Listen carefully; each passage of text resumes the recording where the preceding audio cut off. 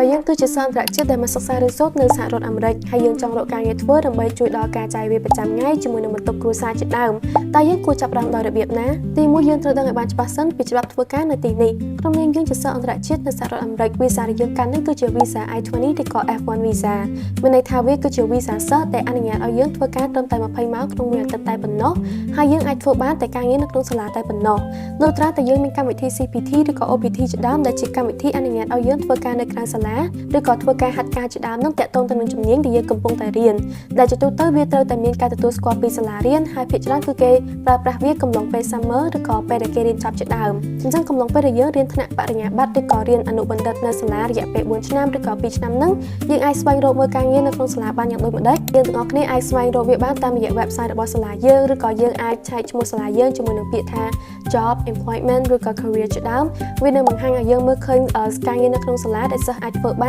នចេញមកពីdepartmentណាខ្លះហើយការងារនីមួយៗនឹងមានតម្រូវការអ្វីខ្លះការងារគេឲ្យយើងធ្វើអីជាដើមហើយនឹងប្រាក់ខែឲ្យយើងប្រហែលក្នុង1ម៉ោងជាដើមពឹងផ្អែកថាសាលាយើងធំប៉ុណ្ណាឬក៏ទីកន្លែងដែលយើងរស់នៅនឹងវាជឿនលឿនប៉ុណ្ណាប្រាក់ខែដែលយើងរកបានពីការងារនៅក្នុងសាលានឹងចំពោះសាលាខ្ញុំផ្ទាល់គឺពី$7.5ទៅ$15ក្នុង1ម៉ោងហើយវាអាចនឹងមានលើនឹងបន្តិចឬក៏តិចជាងនឹងបន្តិចតាមការងារដែលយើងរកអញ្ចឹងយើងអាចបង្កើត account ដែលប្រើប្រាស់ Gmail ដែលសាលាយើងឲ្យនឹងជាមួយនឹង website ការងារទាំងអស់ហ្នឹងហើយយើងអាច save ទុកនៅការងារដែលយើងចាប់អារម្មណ៍មិនថាយើងគិតថាខ្លួនឯងអត់មានបទពិសោធន៍គ្រប់គ្រាន់សម្រាប់ការងារនឹងក៏ដោយឬក៏វាអត់តាក់ទងជាមួយនឹងជំនាញដែលយើងកំពុងតែរៀននឹងក៏ដោយក៏យើងគួរតែ save ទុកដែរដំណាក់កាលទី2គឺយើងត្រូវតែណាត់ជួបជាមួយនឹងការិយាល័យផ្នែកពិភាក្សាការងាររបស់សាលាជាទូទៅវិទ្យាស្ថាននីមួយៗហើយជាពិសេសនៅសហរដ្ឋអាមេរិកនេះគឺគេតែងតែមានការិយាល័យដើម្បីពិភាក្សាការងារហ្នឹងដែលគេហៅថា Career Development Center ឬក៏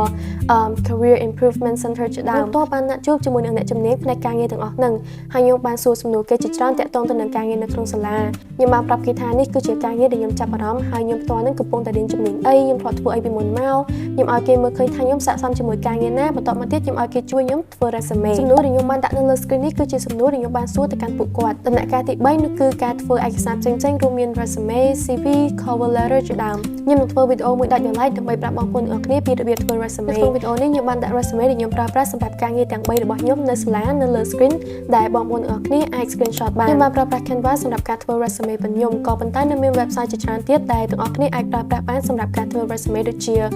Google Docs Microsoft Word AI platforms ជាដើមកាលនេះខ្ញុំអត់មានចេះធ្វើ resume អីសោះក៏ប៉ុន្តែនៅពេលដែលខ្ញុំទៅដល់កន្លែង Career Development Center ហ្នឹងគឺខ្ញុំទៅចន់លើកចន់សារឲ្យពួកគាត់ប្រាប់ខ្ញុំតាំងពីដើមរហូតដល់ចប់តែម្ដងអ្វីដែលខ្ញុំរៀនសូត្របានពីកន្លែងហ្នឹងគឺយើងត្រូវអានការងារយើងឲ្យបានច្បាស់សិនថាគេចង់បានអីគេចង់បានជំនាញអីបន្ទាប់មកទៀតព្យាយាមដាក់បទពិសោធន៍ឬក៏ជំនាញហ្នឹងឲ្យវាត្រូវជាមួយនឹង description ទាំងអស់ហ្នឹងមានន័យថាបើសិនជាការងារហ្នឹងមើលទៅគេចង់បានឲ្យយើងមានជំនាញនៅក្នុងការទំនាក់ទំនងអញ្ចឹងជំនាញដែលខ្ញុំដាក់មុនគេនៅលើសន្លឹក resume របស់ខ្ញុំហ្នឹងគឺទំនាក់ទំនងបន្ទាប់មកទៀតបើខ្ញុំដាក់ជំនាញបន្តបន្សំផ្សេងៗទៀតខ្ញុំគិតថាគេត្រូវការចំពោះការងារមួយចំនួនគឺវាតម្រូវឲ្យយើងទាំងអស់គ្នាមាន reference letter គឺគេត្រូវការគ្រូណាមួយឬក៏អ្នកដឹកនាំណាមួយដែលធ្លាប់ដឹកនាំយើងពីមុនមកឬក៏នរណាម្នាក់ដែលយើងអាចដាក់ឈ្មោះគេលេខទូរស័ព្ទឬក៏ Gmail គេជាដើមហ្នឹងដែលគេអាចនិយាយល្អពីយើងឬក៏គេអាច refer យើងទៅកាន់កន្លែងការងារដែលយើងបានដាក់ហ្នឹងអញ្ចឹងបើសិនជាយើងមានថ្នាក់ជាមួយនឹងគ្រូណាម្នាក់ដែលយើងគិតថាយើងស្និទ្ធជាមួយគាត់ឬក៏យើងអត់ស្និទ្ធជាមួយគាត់ក៏បានដែរប៉ុន្តែយើងអាចសួរគាត់ឲ្យធ្វើជា reference របស់យើងបានទាំងអស់គ្នាអាច email ទៅគាត់ប្រើប្រាស់ format ដែលខ្ញុំដាក់នៅក្នុង screen នេះផងដែរចំពោះខ្ញុំផ្ទាល់គឺនៅពេលដែលខ្ញុំចាប់ដើមហ្នឹងគឺខ្ញុំបានដាក់ម្ដង4ការងារផ្សេងៗគ្នាហើយ resume ដែលខ្ញុំបានប្រើប្រាស់ហ្នឹងគឺខ្ញុំកែប្រែវាទៅតាមការងារដែលខ្ញុំដាក់ហ្នឹងឲ្យមើលទៅសមស្របហើយខ្ញុំចាំរយៈពេលហ្នឹងប្រហែលជា2ខែបន្ទាប់ពីខ្ញុំទទួលបានការតាក់ទងមកវិញពីខាងការងារហ្នឹងតែពេលហ្នឹងគឺជាពេល summer មានន័យថាពេលដែលគេជប់សម្រាកអញ្ចឹងទៅបានវារៀងយូរបន្តិចតែបើសិនជាបងប្អូនទាំងអស់គ្នាដាក់ការងារហ្នឹងកំឡុងពេលដែលយើងកំពុងតែរៀនធម្មតាមានន័យថា spring semester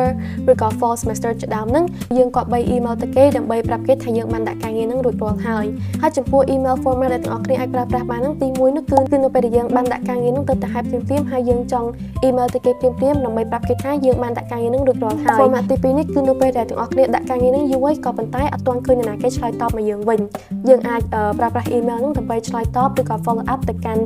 recruiter ជ ចំពោះយើងផ្ទាល់គឺខ្ញុំគិតថាគេត្រូវការឲ្យយើងគឺជាអ្នកដែលមានបច្ចេកទេសអីខ្លាំងឬក៏អ្នកជំនាញអីខ្លាំងអីដោយសារយើងគឺជាសិស្សការងារហ្នឹងគឺគេបើកសម្រាប់ដូច្នេះហើយទោះបីជាទាំងអស់គ្នាដែលមានបទពិសោធន៍ការងារអីសោះពីមុនក៏ដោយឬក៏ការងារហ្នឹងខុសពីជំនាញក៏ដោយអ្វីដែលទាំងអស់គ្នាគិតថា